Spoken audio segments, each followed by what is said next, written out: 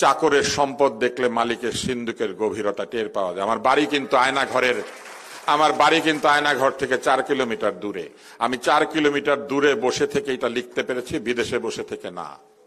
কারণ আমি মনে করি আমরা যারা বাংলাদেশে থাকি, আমরা যারা এই বাংলাদেশে জন্মেছি, যাদের বাবা মা, যাদের পরিবার পরিজন এই বাংলাদেশের জন্য সংগ্রাম করেছেন, এই বাংলাদেশের প্রতি ইঞ্চি ভূমির উপরে আমাদের অধিকার আছে। এই বাংলাদেশ কেমন হবে ভবিষ্যতে সেটা বলার অধিকার আমাদের। কারণ এই বাংলাদেশ আমরা গড়েছি, এই বাংলাদেশ আমাদের জন্য তৈরি হয়েছে।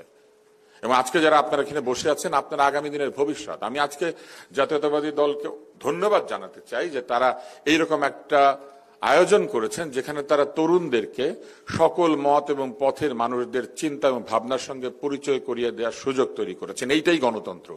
গণতন্ত্র ভোটের মাধ্যমে নিজের মতামতকে প্রতিষ্ঠিত করে, কিন্তু গণতন্ত্র একই সঙ্গে বিরোধীদের অধিকারকে, বিরোধীদের প্রতিবাদ করার অধিকারকেও স্থাপিত করে, যে অধিকার আগের সরকার কেড়ে নিয়েছিলেন।